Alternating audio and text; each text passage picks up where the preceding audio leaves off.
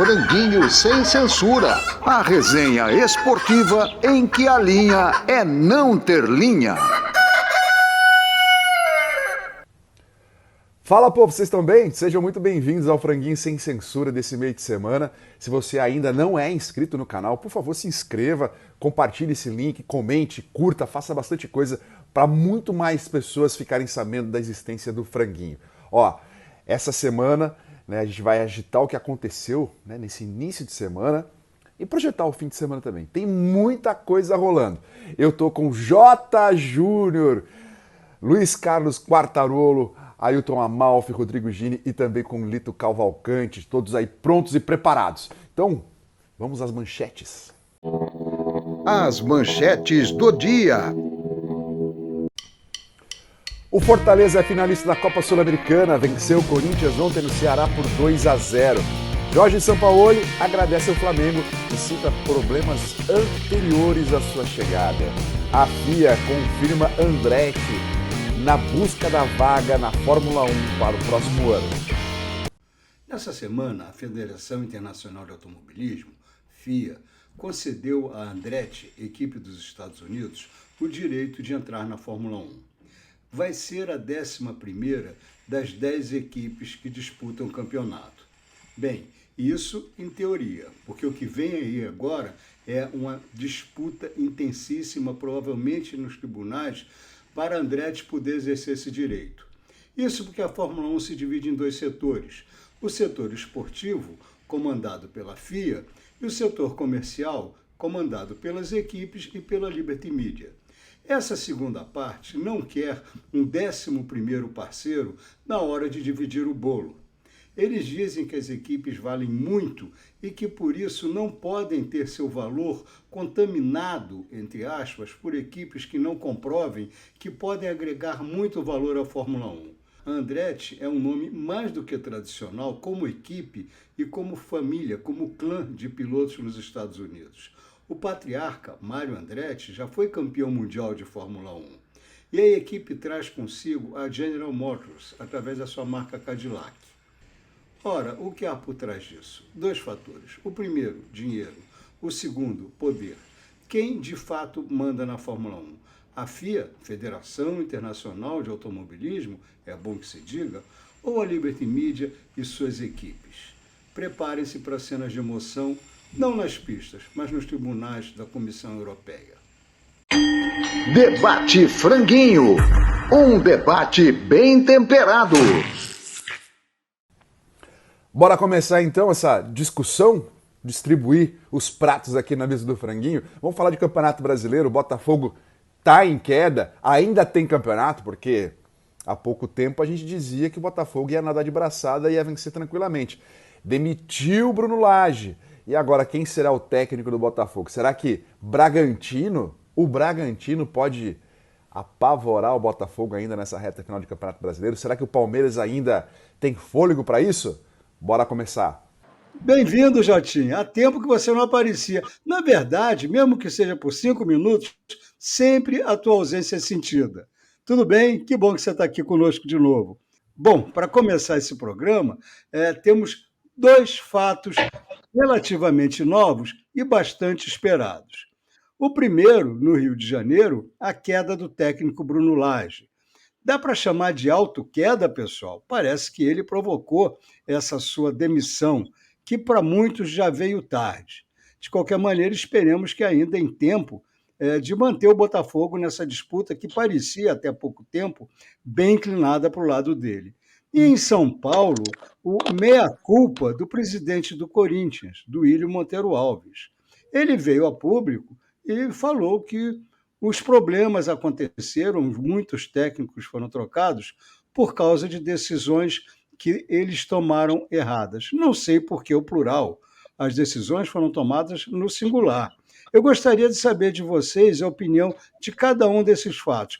Vamos começar pelo Bruno Lage? Amalfi, o que você achou da queda dele? Ele entrou, parece, a minha opinião, vou começar pela minha opinião como botafoguense que eu sou, me parece que foi uma questão de ego. ele viu um Botafogo super bem montado pelo Luiz Castro, depois de 3 jogos de continuidade do Cláudio Caçapa, que teve o bom senso de manter o esquema de jogo, e ele começou a mexer, e o Botafogo começou a cair. Acabou caindo o próprio Bruno Lage. Amalfi, a sua opinião sobre isso, por favor. Amigos, hoje eu tinha Seja Bem-vindo Amigo, vocês lembram aqueles filmes de selva que tinha areia movediça? Eu tinha um medo daquilo, né? Então, o Bruno Lage entrou numa areia movediça, foi afundando, e sem fazer força para sair da areia movediça. Mudou tudo que estava certo. Eu acho que o Botafogo está certo em demitir-lo, porque ele só falou bobagem. Uma hora ele falou que a pressão era grande, ele não sabia o que era o Campeonato Brasileiro. E eu acho que o Caçapa já está vindo de Lyon para o Rio de Janeiro.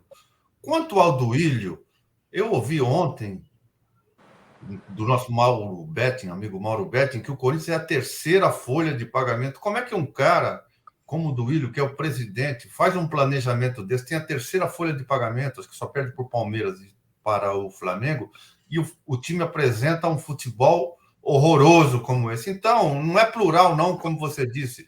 É o Duílio que é o culpado de tudo. Amalfi, a gente entende, né, Lito? O coração dele tá doendo. Jotinha, que ótimo estar ao seu lado. Que coisa, que bom, né? Nunca trabalhei num jogo com o Jota Júnior. É uma das minhas frustrações na minha carreira, viu? Eu estaria bem acompanhado, ele não sei. Desculpa invadir a tua conversa. Eu, quando ia fazer com o Jota, jogo com o Jota, eu falava assim, hoje a transmissão vai ser pressão 12/8. Tranquilo. De moleque, né? Juvenil. Jota é fantástico. Jota, mas eu vou me atrever a falar antes de você, viu? Até porque mandaram seguir o sentido horário aqui. Amalfi, a gente vai voltar a falar do Corinthians, porque o Lito falou para dividir em 2 os assuntos. Eu sei que você está pensando mais no Corinthians que no Laje, mas o Campeonato Brasileiro é um negócio absurdo, derruba qualquer Laje, né? Que coisa, né? Agora, eu não acho que ele caiu por incompetência, porque, sinceramente, eu não sei se ele é competente, não deu para ver. Porque ele é mais um daqueles que ninguém viu treinar, e daí você ouve companheiros da imprensa dizendo, não, ele é bom treinador. Não viu um treino do cara. E pelo que a gente viu no Botafogo, parece que ele não entende muito do assunto. E faltou, inclusive, inteligência, né? Porque aquilo que o Lito falou, você entra numa situação em que o técnico saiu para ir para um lugar melhor, não foi demitido, ele não veio para arrumar um time, ele veio para dar sequência. É o mesmo problema do Vitor Pereira, do Flamengo, do Dorival Júnior, quis chegar mexendo. Tem que chegar e falar, gente, o que está funcionando aqui? Tudo. Então vamos tocar o barco e aos poucos você muda diante das necessidades. Então ele não caiu por incompetência, ele caiu por autossuficiência. Ô, Quartarolo, grande Lito, Amalfi, meu amigo Toné, todos os meus amigos aí. Que bom participar do Franguinho. Obrigado mais uma vez pelo convite, pelas palavras. Olha, há treinadores, há pessoas, né? Mas como a gente está falando de futebol e está falando dos treinadores agora, nesse momento, e do Laje, há treinadores que não se contentam em entender uma realidade boa, né? Aquela coisa de que, o time está bem, está legal, só vamos fazer alguns ajustes aqui, sintonia fina aqui, ali, e deixa quieto, porque o time é líder do campeonato há quanto tempo, né? E com que vantagem sobre segundo, terceiro colocados. Então, me pareceu ali que foi um ato, sabe aquela coisa do egoísta, da vaidade? Peraí, só estão bajulando o Botafogo, o time... Prepotência. Né? Prepotência. E eu, treinador, não tenho mérito, não tenho valor? Então eu vou mostrar para eles que eu sou competente. Por quê? Porque eu vou mexer no time, vou tirar o principal jogador e nós vamos ganhar de novo. Me parece isso, né? Porque é incoerente, de repente, você mexer numa máquina que está azeitada. Bom, encerrado o assunto Botafogo e Bruno Lage, ou pelo menos esperemos que esteja encerrado, vamos ao Corinthians. O Duílio fez o meia-culpa dele, a gente está aqui insatisfeito com o que a gente vê do Corinthians, mas a gente não pode esquecer também a venda do Roger Guedes, As muitas contusões naturais na idade do Renato Augusto, mas ainda há o que se salve no Corinthians. Amalfi, você já falou, então vou passar direto para o Quartarolo. Quartarolo, você acha que o Corinthians corre realmente risco sério, real, de cair para a segunda divisão? Acho que não, acho que não. E bem feito para você, viu, Amalfi? Você foi mais rápido que o Corinthians no ataque e agora ficou em segundo lugar, tá vendo só? Acontece, essas coisas acontecem. Esse programa é de família, viu, gente? Aqui é um papo de amigos. Olha, ô Lito, Jotinha também, né? Eu não queria falar do Corinthians, não. Eu quero que o Corinthians atual vá para o inferno, com todo o respeito, porque ele fez por onde? Não vai cair, acho que não vai cair, mas eu quero aplaudir o Fortaleza. Pelo bem do futebol, ganhou o Fortaleza. Um time que está se arrumando, um time que está pagando em dia, um time que começou lá atrás da Série C, vem subindo degrau por degrau. O técnico Vojvoda, a gente não sabe. E olha, de novo, né, aquele negócio nosso da imprensa que só fala dos times maiores. Eu já ia usar aquela frase, será que um time grande ele dá certo? Hoje o Fortaleza é maior que o Corinthians, não como clube, gente. Mas hoje, no campo, o time pequeno é o Corinthians. Então, bem feito para o Corinthians. O Duílio veio. O Duílio não é culpado dessa gestão, gente. Ele era o diretor de futebol o ano passado. Ele que renovou com um monte de praga que está lá. O Corinthians precisa escolher sua vida, né? Porque todo mundo que foi campeão um dia pelo Corinthians passa na frente do Parque São Jorge, entra e assina contrato, e ganhando bem. E já estava na hora de perguntar para o Renato Augusto, uma vez no Morumbi, o Ganso, naquela época que ele dormia em campo, deu um passe no primeiro tempo, um repórter do meu lado falou, nossa, como joga o Ganso. Eu falei, amigo, se o Ademir da Guia, se o Dirceu Lopes, se o Rivelino, se o Gerson desse um passe por jogo, não jogava nem no time B, nem no time C, o Didi. Isso é muito pouco. O cara entra... mas sabe o que acontece? Você viu o Renato Augusto ontem? Ele deu um passe para o Yuri Alberto, que perdeu. O Yuri Alberto é um centroavante igual aos outros. Se fosse o Tiquinho, em 3 fazia 2. Se fosse o Romário, em 3 fazia 3. Ele é o Yuri Alberto, ele tem que receber mais bolas. O Renato Augusto passa o tempo todo para dar um passe e ganha 1.200.000 por mês. E tem nego falando que tem que renovar por 2 anos. Chega, né? Ele quer enganar quem, né, Jota? Pois rapidamente, então, sobre o Corinthians, a meia-culpa, né, do dirigente e os números do Corinthians no campeonato e a eliminação agora já dizem tudo, né? Então, vapt-vupt. A gente fecha, então, sobre isso. Agora, o Fortaleza, você pega a tabela do segundo turno, é o segundo colocado. E brigando como está brigando, claro, futebolisticamente, tecnicamente, no campo de jogo, na Sul-Americana. 2 competições, então, né? E no Campeonato Brasileiro... da Libertadores, pode chegar. Exatamente. E a campanha dele no Brasileiro, mas ele vai disputar o título da Sul-Americana, mas ele está mal colocado no Brasileiro. Não está. E o segundo turno prova isso. E outra coisa... É claro que há casos e casos, né, amigos? Mas o treinador lá, o Vojvoda lá, 3 anos é isso que ele está lá, cara. São 3 anos, né? Mas o Fortaleza pode fazer... Não. A torcida do Fortaleza é grande, fanática, ela é cobradora, né? Quer dizer, então não tem esse negócio de que, mas o técnico do Corinthians, do São Paulo, do Flamengo, a cobrança é maior. Talvez seja, mas a cobrança lá no Fortaleza também é muito forte, né? Pelo peso que tem a camisa do Fortaleza e pela tradição dessa torcida que é apaixonada. Seja como for, Fortaleza é a boa notícia do futebol brasileiro nesse ano. Cantinho da Série B com Luiz Ademar. Amigos do Franguinho, faltando 8 rodadas para terminar a Série B, o duelo paulista Guarani e Novo Horizontino tirou Novo Horizontino do G4. Percebam, mais uma mudança no G4. O Vitória ganhou do Tombense e segue líder com 96% de possibilidade de subir para a primeira divisão. Tá fácil ali, hein? O Sport tropeçou e empatou com o Avaí fora de casa, mas é o segundo, com 4 pontos de diferença.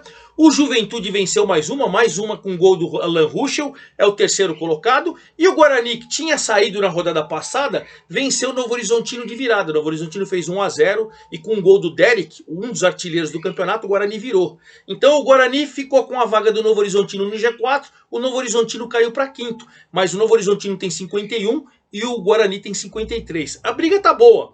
Atlético Goianiense, Criciúma, Vila Nova, Mirassol, todos estão de olho também em entrar no G4. Já lá embaixo são os mesmos: Chapecoense, Tombense, Londrina e ABC. É isso aí, forte abraço a todos, até a próxima!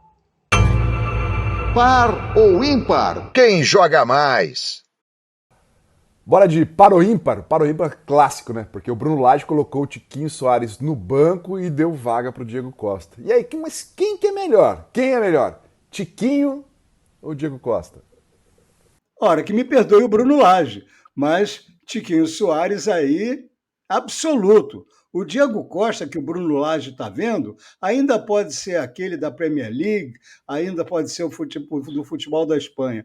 Mas o Diego Costa que a gente tem no Botafogo é aquele mesmo do Atlético Mineiro. Não amarra as chuteiras do Tiquinho Soares. Eu vou discordar um pouquinho do Lito, totalmente. Como ídolo, Tiquinho Soares. E como jogador, eu vou com o Diego Costa.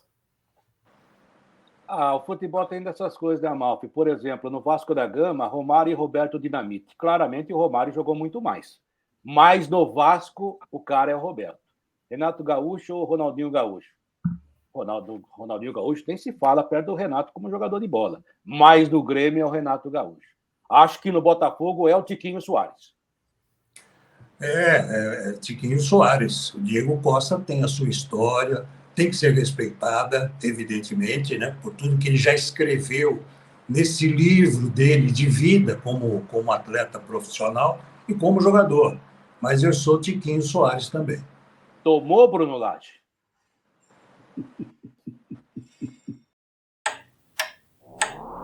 A última volta do ponteiro. O campeonato sauditão da Arábia Saudita tá na moda, né? Porque tem lá Benzema, Cristiano Ronaldo, Neymar. Será que esses caras não tivessem lá, chamaria tanta atenção? Acho que não. Mas mesmo com eles, será que isso aí é uma nuvem passageira? Porque a gente já teve interesse pelo campeonato francês, campeonato japonês, e o sauditão tá com a lupa apontada para ele. É isso mesmo? Veio para ficar ou não?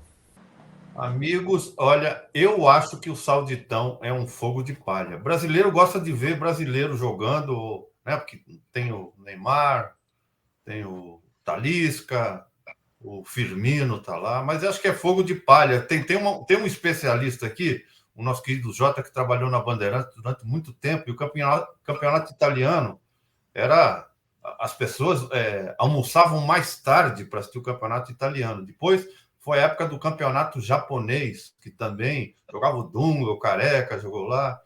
Eu acho que eu não sei se é para lavar dinheiro ou se é uma coisa de um capricho dos emires e dos sheiks lá. Eu acho que o sauditão é fogo de palha e vai ser um fogo de palha que vai queimar mais rápido que o... Bom, o italiano ficou acho que 4, 5 anos na mídia, né? Que o japonês e que o chinês e que o ucraniano.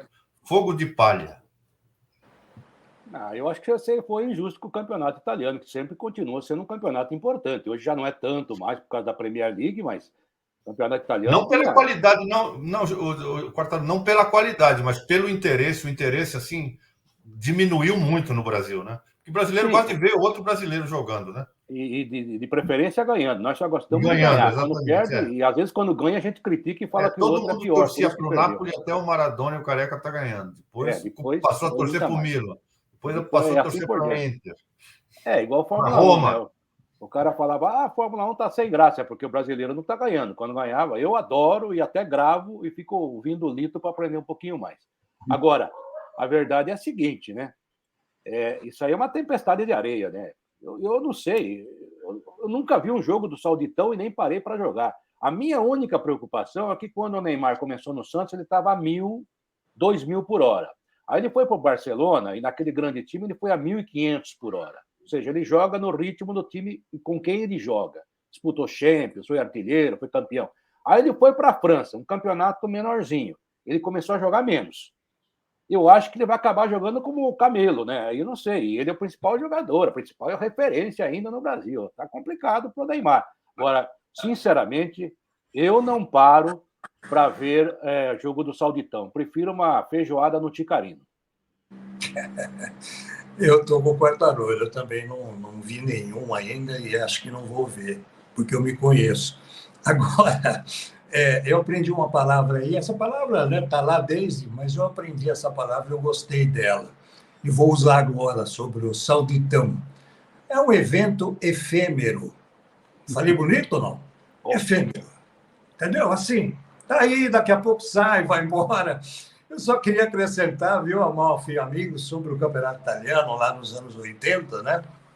Quando a Bandeirantes começou a mostrar, que logo depois a Bandeirantes também começou a mostrar o campeonato inglês, né? Hoje, Premier League e tal. E foi um fracasso de audiência, né? Até porque, naquele momento, os ingleses não gostavam quer dizer, não tinha brasileiro. O primeiro que foi para lá foi o Mirandinha, lembra? Que foi jogar no Newcastle, né? O Mirandinha, o Fominha Mirandinha, que foi jogar lá. Por quê? Claro que muita coisa mudou, tá aí hoje a Premier League, que é um sucesso.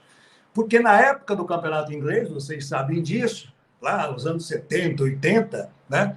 Era chuveirinho, era chamado do campeonato do chuveirinho, né? O cara chegava lá da direita e jogava na área. Eles tinham uns grandalhões lá que cabeceavam. O meia ficava com torcicolo, né, Jota?